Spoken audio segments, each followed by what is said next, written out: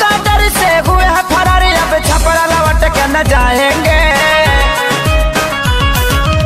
नूनी रोटी खाएंगे, जिंदगी संग ही बिताएंगे। ठीक है, नूनी रोटी। प्रेमले यस्तो गर्न उनीहरूलाई साहस दियो, तर कानूनले उमेर, सहमति र आफ्नो सुरक्षा यी सबै कुराहरूलाई हेर्छ। तर यो कुरा उनीहरूलाई थाहा थिएन।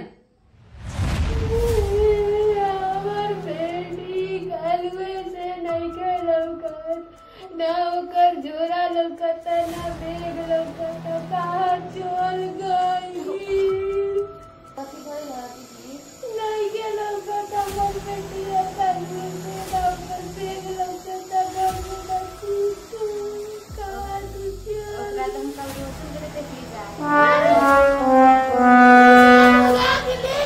बेटिया के ओकरा पर केस करवाई हो। मम्मी पापा ये तो मलाई भगाएर लगत छैन, म आफूले सम्झाएको छु बिहे गर्नको लागि। म सबै त्यसको तपाईँले यसको आमा बुवामाथि जुन मुद्दा दिनुभएको छ त्यो फिर्ता लिइहाल्नु, किनभने यसको आमा बुवालाई के हुन्छ भने तपाईँहरू नै जिम्मेदार हुनुहुन्छ।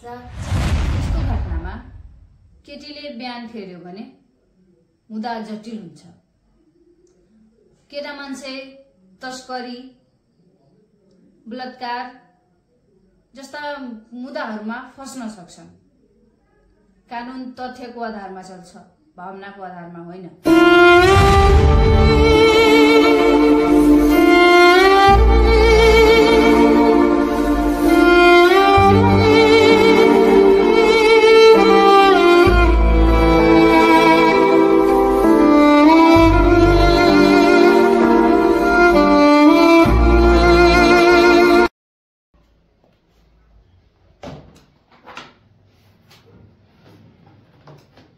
तिमीहरू कहाँ गएका थियौ? आफ्नै मौरीले बिहे गर्नु। ए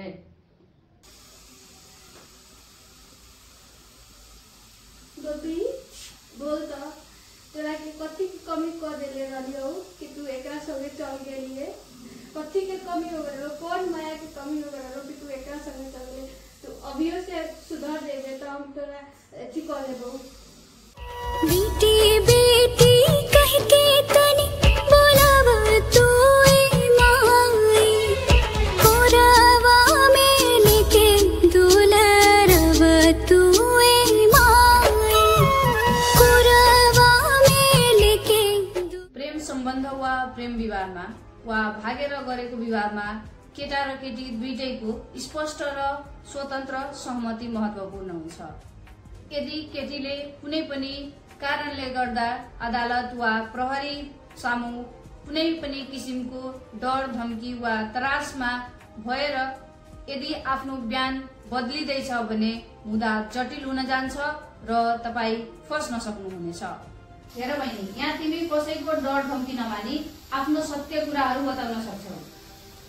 के तिमी साँच्चीकै रोशनसँग आफ्नै मनले भागेका थियौ?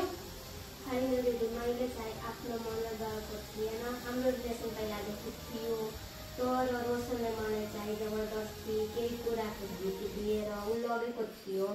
उहाँ लगेपछि मलाई विभिन्न किसिमको डर धम्की दिएर भिडियो बनाउन लगाएको थियो। त्यसो भए तिमी आफ्नो मनले गएको थिएनौ? होइन, मैले आफ्नो मनले गएको थिएन। त्यसैले अब तिमी रोशनसँग फेरि पनि जान चाहन्छौ कि कसो? होइन, म जान चाहदिनँ। भागेर वा प्रेम विवाह गर्नु मात्र अपराध होइन, तर उमेर नपुगेर विवाह गर्नु अपराध हो। नेपालको कानून बमोजिम केटा र केटी दुवैजनाको विवाह गर्ने उमेर 20 वर्ष तोकेको छ।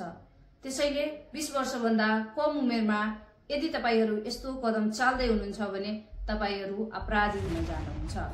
किन मलाई तिमी धोका दियो? आफ्नो बयान किन फेर्नु? मलाई माफ गरेर रोशन, म चाहिँ आफ्नो फ्यामिलीको दुख हेर्न सक्दिनँ। उमेर नपुगेको भए तिमीलाई बाल विवाहको केस पनि लाग्छ है? तू तो बदला नहीं है, मौसम जरा सा रूठा हुआ है। सैयारा तू तो बदला नहीं है,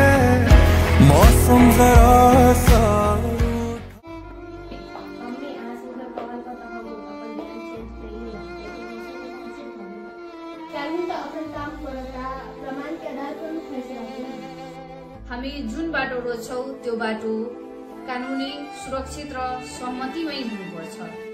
सत्य बोल्ने साहस र अधिकार बुझ्ने ज्ञान यी दुवैले मात्र हामीलाई अनावश्यक मुद्दा, विवाद वा पछुतोबाट जोगाउन सक्छ।